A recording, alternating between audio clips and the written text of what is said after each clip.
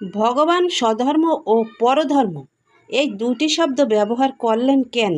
স্বধর্ম ও পরধর্ম কী? উত্তর: স্বধর্ম বলতে নিজ নিজ আশ্রম ও বর্ণের ধর্মকে বোঝায়। যেমন ব্রহ্মচর্য, গারস্থ, বানপ্রস্থ, সন্ন্যাস।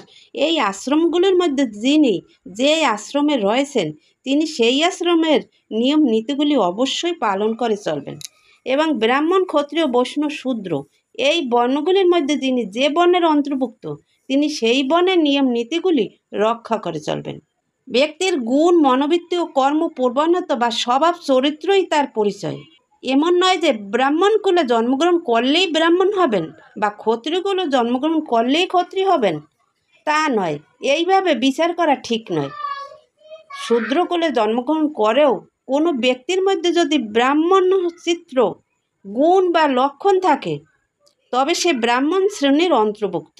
ব্রাহ্মণ কুলে জন্মগ্রহণ করেও কোনো ব্যক্তির মধ্যে যদি শূদ্রচিত গুণ বা লক্ষণ থাকে তবে সে শূদ্র শ্রেণীরই অন্তর্ভুক্ত। ব্রহ্মচারী যদি ব্রহ্মচর্য ব্রতের নিয়মগুলি লঙ্ঘন করেন তবে তিনি অধপতিত বা গৃহ মেয়েদের রূপে নিন্দনীয় হবেন। কেউ যদি সারা জীবন ব্রহ্মচর্য ব্রত গ্রহণ করে পরম ধামে উন্নতি হওয়ার বাসনা করেন তবে তার সেই ব্রতের নিয়মগুলি পালন করে চলা উচিত। কেউ যদি গার্হস্থ্য জীবন গ্রহণ করে থাকেন তবে তার আত্মীয়, স্ত্রী, পুত্রাদি বরণ পোষণ সহ সকল বিধি নিয়ম পালন করা উচিত। যে কোনো গুণে, যে কোনো যোগ্যতার অধিকারী অর্থাৎ যে কোনো আশ্রমের বা যে কোনো বর্ণের উপযুক্ত তার নিজের মন গড়া বুদ্ধিতে বিচার না করে শ্রী গুরুদেবের নিকটে জেনে নেওয়া উচিত। অর্জুন ছিলেন বীর যোদ্ধা। ধর্ম সংস্থাপনের জন্য যুদ্ধ করাই যথার্থ বীর যোদ্ধার ধর্ম। যুদ্ধক্ষেত্রে সজ্জিত পক্ষ ও বিপক্ষের সকল সেনাবাহিনীর মাঝখানে এসে যুদ্ধ না করে কান্নাকাটি করে পালিয়ে যাওয়াটা কোনো বীর যোদ্ধার ধর্ম নয়। এই কথা শ্রীকৃষ্ণ অর্জুনকে জানিয়ে দিলেন। সেই ক্ষেত্রে যুদ্ধ করাটা অর্জুনের ক্ষত্রিয়োচিত স্বধর্ম, কিন্তু যুদ্ধ না করা, পালিয়ে যাওয়াটা কাপুরুষের ধর্ম অর্থাৎ পরধর্ম।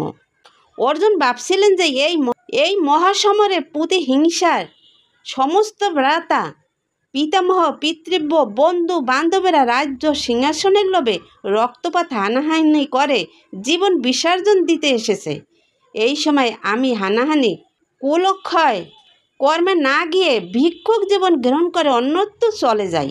যদি তিনি বীরের মতো যুদ্ধ করেন তবে ক্ষত্রিয় ধর্ম রক্ষা হয় এবং যুদ্ধে যদি জয়ী হন তবে সাম্রাজ্য সুখ ভোগ করবেন, আর যদি নিহত হন তবে স্বর্গগতি লাভ করে স্বর্গসুখ ভোগ করবেন। দুই দিকই মঙ্গল।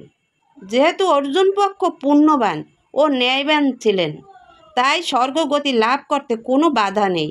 তাই বলা হয়েছে স্বধর্মে নিধনশ্রয়, পরধর্ম ভয়াবহ। যদিও এই যুদ্ধে বহু বীরের মৃত্যু হবে এবং তাদের পত্নী, পুত্র, মাতা, পিতা আত্মক্রন্দন শুরু হবে, তাই এই স্বধর্ম আচরণটির মধ্যে অনেকেই অনেক কিছু দোষ দেখতে পাবেন এবং আক্ষেপ প্রকাশ করবেন। তবুও এই স্বধর্ম অনুষ্ঠান করতে হবে। দোষগুণ স্বধর্ম অনুষ্ঠান করাই ভালো। এত কিছু বলার পরেও আমাদের জানতে হবে যে স্বধর্মটাও বড় কথা নয়। ব্রাহ্মণ, ক্ষত্রিয়, বৈষ্ণব, শূদ্র এবং ব্রহ্মচারী, গৃহস্থ, বানপ্রস্থ ও সন্ন্যাসী তাদের নিয়ম নীতিগুলি পালন করে চললেও যদি তাদের পরমেশ্বর ভগবান শ্রীকৃষ্ণ শ্রী পাদপদ্মে মতি না হয়, যদি তারা ভক্ত না হন, তবে তাদের সেই সমস্ত সুন্দরভাবে অনুষ্ঠিত স্বধর্ম অর্থহীন বলে বিবেচনা হবে। শ্রীমদ্ ভগবদ্ গীতায় ভগবান শ্রীকৃষ্ণ তাই অর্জুনকে চূড়ান্ত উপদেশ দিচ্ছেন, সর্বধর্মান পরিত্যাজ্য মামেকম শরণম ব্রজ, অহং তাম সর্বপাপেভ্য মোক্ষয়িষ্যামি মা শুচ। সব রকমের ধর্ম পরিত্যাগ করে কেবলমাত্র আমার শরণাপন্ন হও, তাহলে আমিই তোমার কর্তব্য অকর্তব্যজনিত সমস্ত রকমের পাপ থেকে তোমাকে রক্ষা করব। এই ব্যাপারে তুমি নিশ্চিত থাকো। কৃষ্ণ ভক্তি বিনা সমস্ত রকমের ধর্মকে পরিত্যাগ করতে বলা হয়েছে। সেই জন্য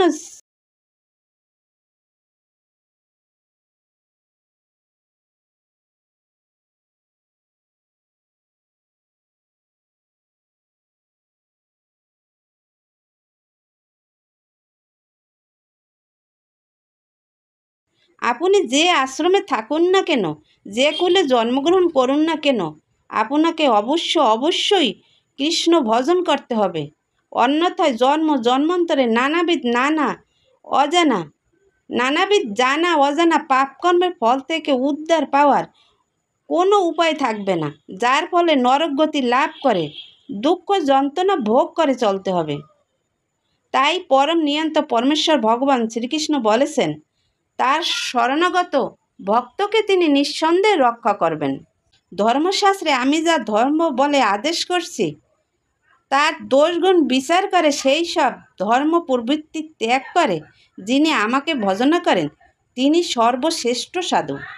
নির্দিষ্ট বর্ণে নির্দিষ্ট আশ্রমে অবস্থিত ব্যক্তি স্বধর্ম অনুষ্ঠান করে গেলেও যদি নিজ নিজ বর্ণ ও আশ্রমের অহংকারে শ্রীহরির ভজনে অবজ্ঞা করে তবে সে স্বস্থান ভ্রষ্ট হয়ে অধপতিত হবে। তাই হরি ভজনই আসল ধর্ম, সনাতন জীবের সনাতন ধর্ম। তাছাড়া এই কলিযুগে বনাশ্রমী প্রায় নেই বললেই চলে। কলিযুগে সবাই শূদ্র, কলৌ শূদ্র সম্ভবা, কিন্তু বুদ্ধিমান ব্যক্তি মাত্রই হরিনাম সংকীর্তন ধর্মকে আসল ধর্ম বলে গ্রহণ করে চলবেন।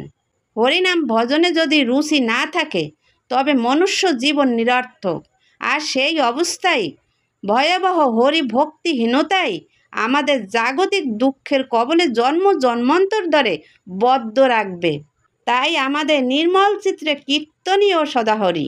হরে কৃষ্ণ কৃষ্ণ কৃষ্ণ হরে হরে, হরে রাম রাম রাম হরে হরে, এই মহামন্ত্র জপ করাই আমাদের কর্তব্য।